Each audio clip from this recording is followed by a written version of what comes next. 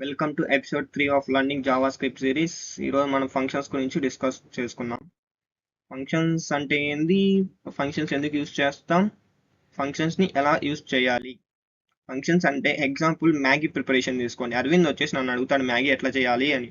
నేను అరవింద్కి చెప్తా వాటర్ని బాయిల్ చేసి తర్వాత మ్యాగీ యాడ్ చేయి తర్వాత మసాలా యాడ్ చేయని. అదే ఇంకొక పర్సన్ దినేష్ వచ్చేసి సేమ్ అదే మ్యాగీ ఎలా చేయాలని అడుగుతాడు. నేను దినేష్కి అలా చెప్పుకోకుండా జస్ట్ ఆ మ్యాటర్ని మొత్తం ఒక పేపర్లో రాసి ఒక చోట పేస్ట్ చేస్తా.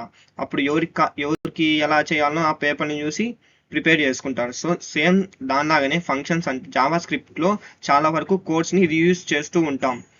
ఈ సెట్ ఆఫ్ కోడ్స్ని మనం ఫంక్షన్స్లో రాసుకోవచ్చు. దీన్ని ఫంక్షన్స్ని ఎందుకు యూజ్ చేస్తామంటే రిపిటేటివ్ టాస్క్ని అవాయిడ్ చేయడానికి యూజ్ చేస్తాం. జావా స్క్రిప్ట్లో మనకు 2 వర్షన్స్ ఉన్నాయని డిస్కస్ చేసుకున్నాం.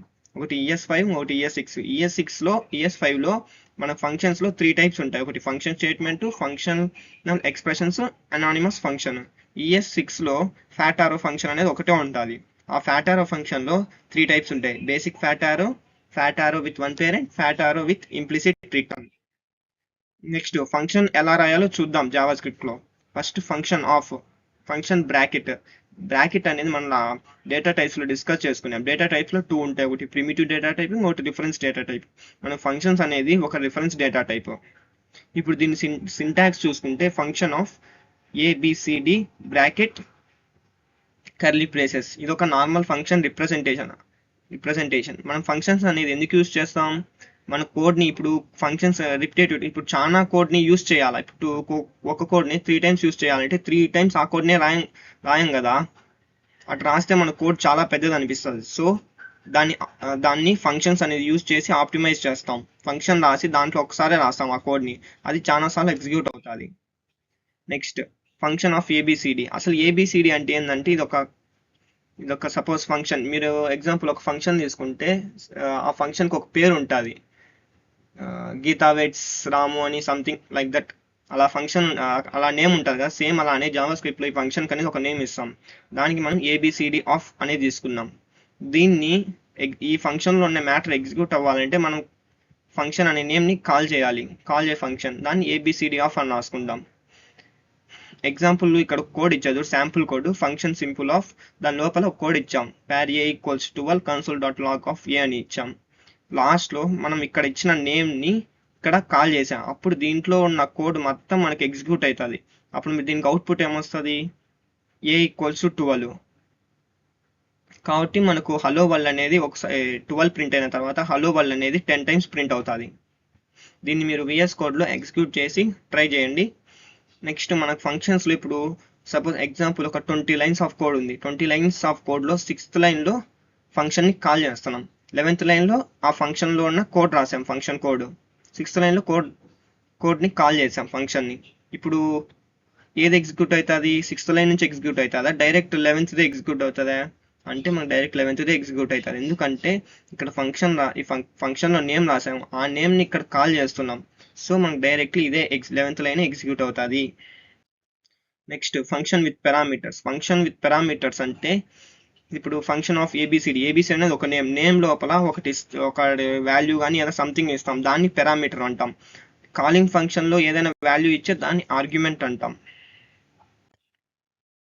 ఫంక్షన్స్ని ఎట్లా ఎగ్జిక్యూట్ చేయాలో చూద్దాం. ఫస్ట్ ఫంక్షన్ రాసుకోండి. ఫంక్షన్ ఆఫ్ ఇప్పుడు మనం చెప్పినట్టు ఒక నేమ్ ఇవ్వాలి, ABCD ఆఫ్. ఫస్ట్ మన కన్సోల్ హలో వరల్డ్ అనేది ప్రింట్ చేద్దాం ఫంక్షన్స్లో. console.log of hello world. ఇప్పుడు దీన్ని ఎగ్జిక్యూట్ చేసి చూద్దాం. Open with live server. మనకు కన్సోల్ విండో ఓపెన్ అవ్వాలంటే షార్ట్ కట్ వచ్చేసి Ctrl+Shift+J. చూస్తే ఇక్కడ మనకు ఎర్రర్ అని వచ్చింది. ఎందుకంటే మనం ఇక్కడ ఫంక్షన్కి నేమ్ ఇచ్చాం కానీ దాన్ని కాల్ చేయలేదు. అప్పుడు మనకి ఇది ప్రింట్ అవ్వదు కాల్ చేయకపోతే. సో ఇప్పుడు దాన్ని కాల్ చేద్దాం, ABCD ఆఫ్ బ్రాకెట్. ఇప్పుడు మనకి ఏమవుతుంది, దీంట్లోనే హలో వరల్డ్ అనేది ప్రింట్ అవుతుంది. చూసుకుంటే హలో వరల్డ్ అనేది ప్రింట్ అయింది కదా. నెక్స్ట్ ఇప్పుడు లూప్స్. ఇప్పుడు ఒక ఎగ్జాంపుల్ చూద్దాం. మన పీపీటీలో చెప్పినట్టు ఒక ఎగ్జిక్యూట్ చేద్దాం, ట్రై చేద్దామన్నాం కదా, అది ఇప్పుడు ట్రై చేద్దాం.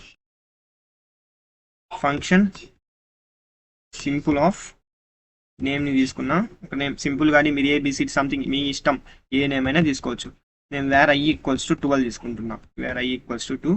Next console dot log of i, నాకు i వాల్యూ ప్రింట్ అవ్వాలి, i ప్రింట్ చేసా.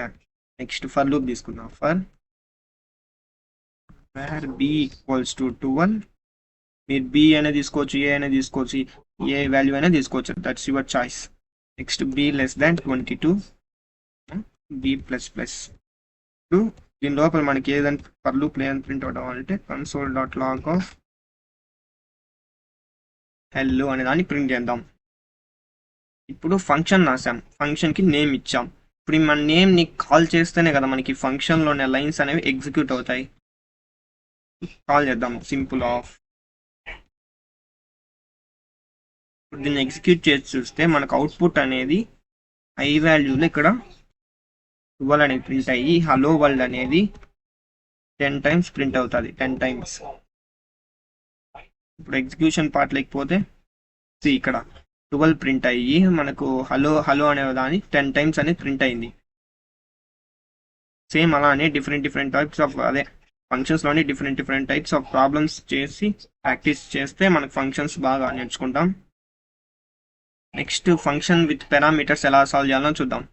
ఇప్పుడు ఫంక్షన్ సింపుల్ ఆఫ్ ఒక సంథింగ్ మీరు వాల్యూ అయినా తీసుకోవచ్చు, వేరియబుల్ అయినా తీసుకోవచ్చు.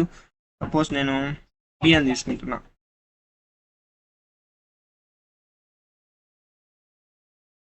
ఇప్పుడు నెక్స్ట్ ఇక్కడ కోడ్ రాయాలి. రాసిన console dot log of b plus 12. Next ఇప్పుడు ఫంక్షన్ని కాల్ చేయాలి. సింపుల్ ఆఫ్, ఇప్పుడు నేను దీంట్లో ఆర్గ్యుమెంట్ రాస్తాను, ఒక 2 వాల్యూ రాసిన, 12 తీసుకున్నాం. ఇప్పుడు మనకి ఏం ఎగ్జిక్యూట్ అవుతుంది అంటే ఈ 12 అనే వాల్యూ ఇక్కడ బిలో స్టోర్ అవుతుంది. b ఈక్వల్స్ టు 12 అనేది b ఈక్వల్స్ టు 12, ఈ 12 అనే వాల్యూ ఈ బిలో స్టోర్ అవుతుంది. అప్పుడు ఈ బిలో స్టోర్ అయినప్పుడు ఇక్కడ బిలో 12 వస్తుంది, 12 ప్లస్ 12 ఎంత 24. సో మనకు అవుట్పుట్లో 24 అనేది ప్రింట్ అవుతుంది. సో ఇక్కడ మనకు అవుట్పుట్లో 24 అనేది ప్రింట్ అయింది కదా. సేమ్ దీన్ని ఫంక్షన్ విత్ పారామీటర్స్ అంటాం. ఇట్లా డిఫరెంట్ ప్రాబ్లమ్స్ మీరు ఫంక్షన్ మీద ప్రాక్టీస్ చేయండి. మీకు క్వశ్చన్స్ కూడా డిస్ప్లే చేస్తాం ప్రాక్టీస్ కోసం.